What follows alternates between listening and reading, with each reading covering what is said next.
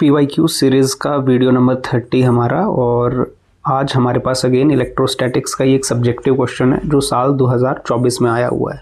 ठीक है, हमारे 2024 के जो CBSE एग्ज़ाम हुए हैं उसके सेट 1 में आया हुआ है और 5 मार्क्स का जो क्वेश्चन आता है उसी का एक पार्ट है। ठीक है, न्यूमेरिकल पार्ट जो था उसका इम्पॉर्टेंट क्वेश्चन है। ठीक है, इस तरह के क्वेश्चन काफ़ी बार आते रहते हैं सब्जेक्टिव पार्ट में। Two long straight thin wires AB and CD have linear charge densities 10 microcoulomb per meter and -20 microcoulomb per meter respectively. They are kept parallel to each other at a distance 1 meter. Find magnitude and direction of the electric field. Magnitude and direction of the electric field at a point midway between them. ठीक है, अभी situation क्या है, इसको पहले हम diagram बनाने की कोशिश करेंगे। डायग्राम बनेगा तो इजीली हमें समझ आ जाएगा क्या कहानी है। हमारे पास दो वायर्स हैं AB और CD, तो हम उनको ड्रॉ कर लेते हैं। देखो आपके पास एक वायर है ये AB, ठीक है, ये है आपके पास AB वायर। एक दूसरी वायर है आपके पास इसके parallel CD। They have linear charge densities 10 microcoulomb per meter and -20 microcoulomb per meter। उनके linear charge densities दिए हुए हैं।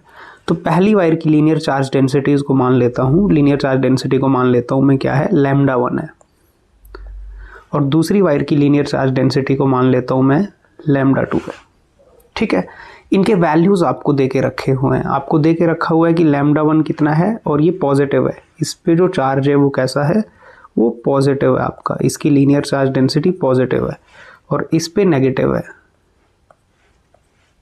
ठीक है, तो आपको वैल्यू दे के रखी है λ1 की, क्या दे के रखी है वैल्यू, λ1 की वैल्यू दे के रखी है आपको 10 माइक्रोकूलम पर मीटर। चाहो तो आप इसको SI यूनिट में कन्वर्ट कर सकते हो, 10 इंटू 10 की power -6 coulomb per metre, which comes out 10 raise to power -5 coulomb per metre.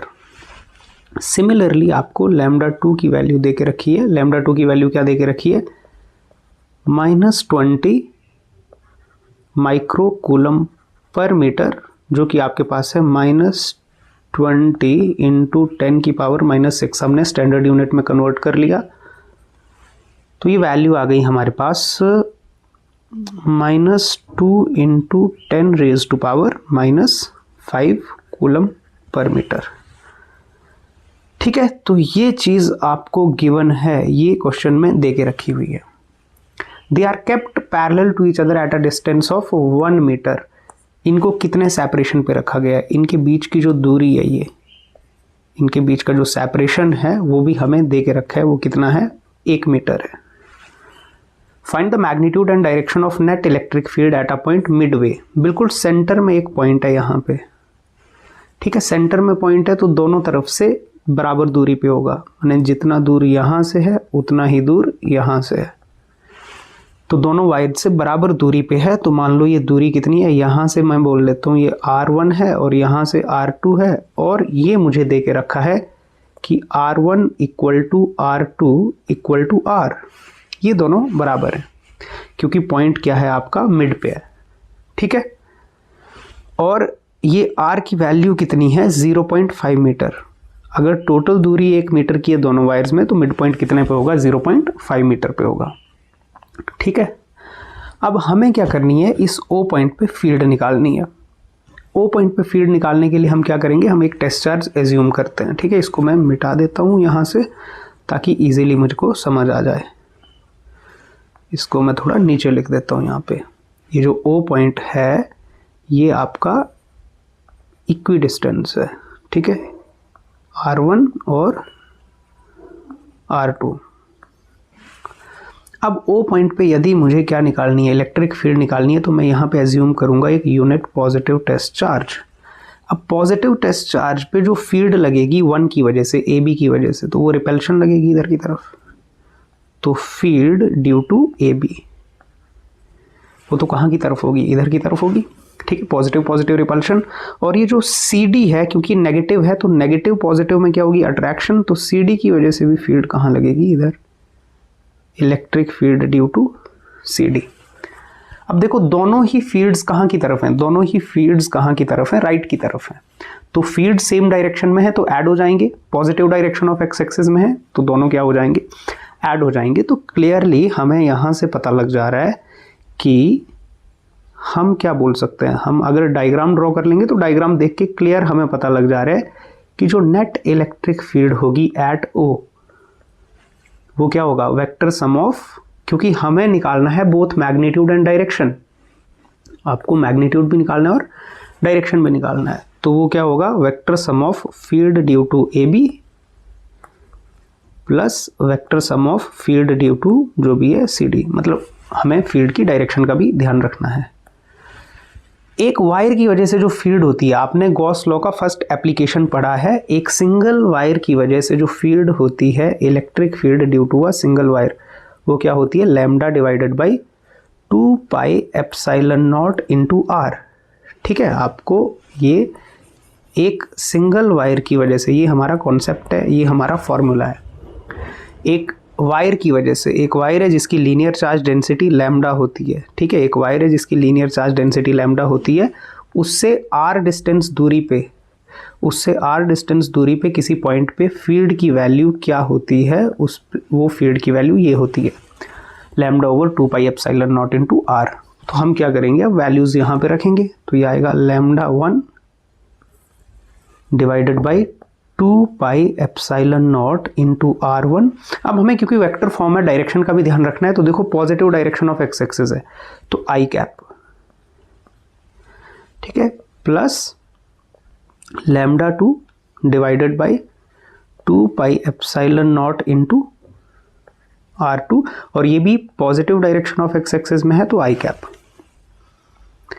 अब क्योंकि R1 R2 हमारे पास सेम ही हैं तो आप क्या कर सकते हो, उसको सेम पुट कर सकते हो, तो ये आ जाएगा आपका lambda 1 divided by 2 pi epsilon naught into R I cap plus lambda 2 divided by 2 pi epsilon naught into R I cap. देखो लैम्डा 1 लैम्डा 2 छोड़ के सब कुछ आपका कॉमन है, तो आप इसको ऐसा लिख सकते हो 1 divided by 2 pi epsilon not R into lambda 1 plus lambda 2 into I cap. ठीक है, अब यहां पर एक चीज ध्यान रखनी है कि आपको लैम्डा 1 लैम्डा 2 की वैल्यू विद साइन पुट नहीं करनी है, आपको उनकी सिर्फ वैल्यू ही पुट करनी है। वैल्यू क्यों पुट करनी है, क्योंकि साइन होता है डायरेक्शन के लिए, और डायरेक्शन हमें डायग्राम से पता चल रही है कि डायरेक्शन कहाँ की तरफ है, राइट की तरफ है, पॉजिटिव की तरफ है।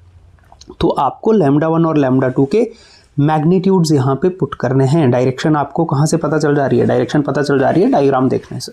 ठीक है, तो आप यहाँ पर जब वैल्यूज पुट करोगे, ठीक, तो यहाँ पर वैल्यू पुट करने के लिए 2 पाई एप्सिलॉन नॉट को आप 4 पाई एप्सिलॉन नॉट बना सकते हो। कैसे, 2 से मल्टीप्लाई कर दिया, 2 से ही डिवाइड कर दिया, 2 से मल्टीप्लाई कर दिया, 2 से डिवाइड कर दिया, तो कैलकुलेशन इजी हो जाता है हमारा। 4 पाई आर, ठीक है, 4 पाई एप्सिलॉन नॉट आर, और ऊपर आ गया आपका लैम्डा 1 प्लस लैम्डा 2, और यहाँ पर आ गया आई कैप। अब देखो आपके पास आ गया 1/4 पाई एप्सिलॉन नॉट की वैल्यू कितनी होती है, 9 इंटू 10 की पावर 9, तो वो आपने भर दी। ये जो वैल्यू है 1/4 पाई एप्सिलॉन नॉट, ठीक है, ये ठीक है, इधर कहीं 1/4 पाई एप्सिलॉन नॉट, इसकी वैल्यू तो 9 इंटू 10 की पावर 9 स्टैंडर्ड वैल्यू हम पुट करते हैं, और ऊपर क्या है 2, तो 2 से मल्टीप्लाई कर दिया into lambda 1 plus lambda 2, without sign आपने वैल्यू ये रखनी है। ठीक है, क्योंकि साइन होता है डायरेक्शन के लिए, और डायरेक्शन हमें पता है दोनों पॉजिटिव है ऊपर की तरफ। 2 इंटू 10 की पावर -5 डिवाइडेड बाई, अब r बच गया नीचे, तो r के लिए कितनी वैल्यू है, 0.5, और ये आ गया आई कैप। ठीक है, अब इसको आप कैलकुलेट करते हो तो आपके पास कितना आ जाएगा, 9 इंटू 0.5 से डिवाइड करना माने 2 से मल्टीप्लाई करना, तो 2 2 4 आ जाएगा। ठीक है, ये 9 आ गया, ये 2, और 0.5 से डिवाइड करना माने चीज़ को डबल कर देना, या आप डेसिमल रिमूव कर दोगे तो आपको इजीली 4 से मल्टीप्लाई हो जाएगा। ठीक है, तो बेसिक कैलकुलेशन आप देख सकते हैं, इंटू 10 की पावर 9 और ब्रैकेट में आप देखो 10 की पावर -5 है, वो कॉमन आ गया और अंदर रह गया 1 + 2i कैप। तो ये आपके पास कितना आ रहा है, 9 4 ज़ा 36। देखो 9 × 4 आ गया 36 और 2 + 1 आ गया 3 इंटू 3, 10 की पावर 9 माइनस 10 की पावर 5, तो ये आ गया 10 की पावर 4 आई कैप। तो इसको हम लिख सकते हैं 108, चलो पीछे लिख देते हैं थोड़ा, तो इसको हम क्या लिख सकते हैं, इसको हम लिख सकते हैं 108 इंटू 10 की पावर 4 आई कैप, जिसको हम ऐसे भी लिख सकते हैं 1 स्टैंडर्ड फॉर्म में लिखना है तो 1.08 इंटू 10⁻⁶ आई कैप। ठीक है, ये आ गई हमारी फील्ड की वैल्यू। अब बिल्कुल सिंपल क्वेश्चन है, ये तो हम इजीली कर रहे हैं, थोड़ा हमें टाइम लग रहा है समझ के, लेकिन पेपर में आपको आएगा 2-3 नंबर का, तो आप इसको इजीली कर सकते हैं। तो इस तरह के क्वेश्चन आपको आते हैं, कभी शीट के लिए आते हैं। अभी ये लीनियर चार्ज डेंसिटी के लिए आया है ना, ये सवाल आया लीनियर चार्ज डेंसिटी के लिए। कभी आपको सरफेस चार्ज डेंसिटी के लिए आता है कि शीट्स रखी होती हैं, एक शीट रखी होगी, दूसरी शीट रखी होगी, एक के लिए डेंसिटी कुछ σ1 होगा, दूसरे के लिए σ2 होगा, कभी 3 शीट्स भी रखी होंगी, तो उसमें फिर हम शीट वाला फॉर्मूला यूज करते हैं, σ/2 ε0 वाला। ठीक है, तो गॉस लॉ के एप्लीकेशंस बहुत इंपॉर्टेंट हैं, उनका डेरिवेशन भी आता है पेपर में और उनसे रिलेटेड न्यूमेरिकल्स भी फाइनल पेपर में आते रहते हैं। ठीक है, चलिए।